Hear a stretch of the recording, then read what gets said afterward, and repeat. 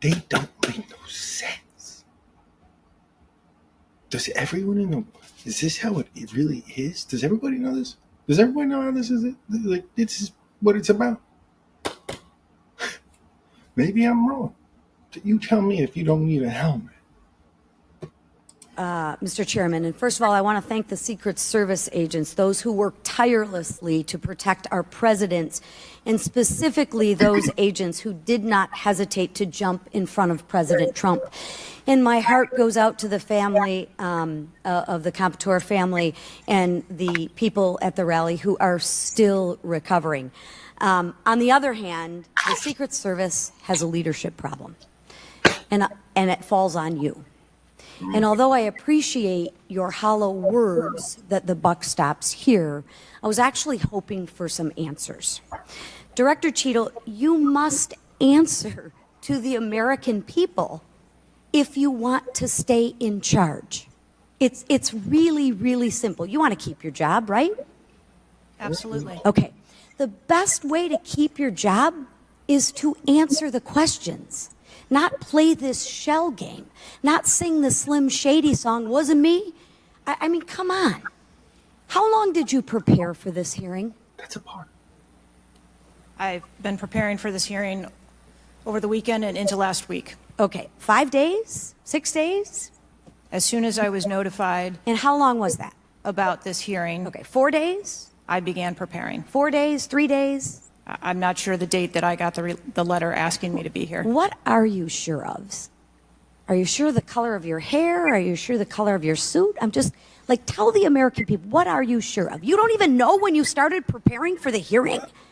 I mean, the biggest hearing of your life, and you have no clue? You can't remember when you started preparing for this hearing? Can you understand why those words seem hollow to the American people who are supposed to entrust their faith in you? I assure you, the moment I received notification. But you can't remember. You got a little Alzheimer's, dementia going? I mean, what, you can't remember. I have several active investigations going on and an operational agency to run. Okay. All right. But you want to take accountability, right? The buck stops with you, right? I am taking accountability. Super. Then let's start with trying to answer some questions. You keep referring to the FBI. When asked how many shell casings were on the roof, you referred to the FBI. When asked if there were explosives in the car, you referred to the FBI. When asked if Crooks was acting alone, you referred to the FBI. See a common theme here? I can go on and on. My question is, who at the FBI should I speak with? Wait for it. Wait for it. The FBI is responsible for the criminal Is there a name? I'm not certain. I'm not certain. Who at the All right, here we go. FBI I'm is not running the certain. I investigation. don't know. Let me ask a different question. Have you been in communication with the FBI? Yes, I have. With whom? I speak with the director and the deputy director. Okay.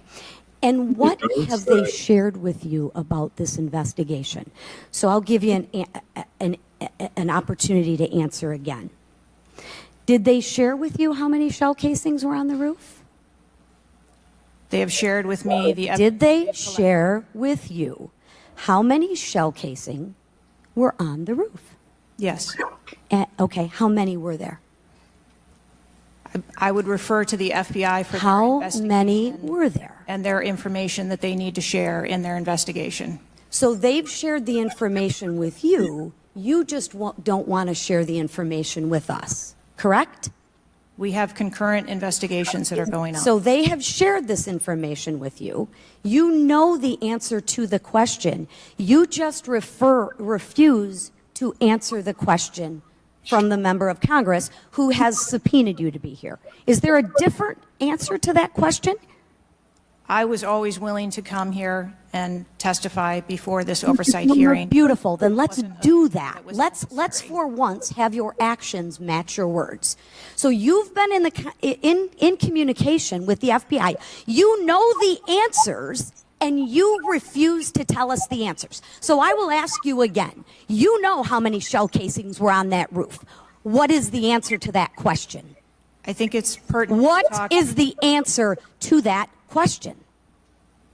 I think it's pertinent to talk to you about the information that the Secret Service has and that the Secret Service knows related to I'm the asking events you on an that day. answer to the question.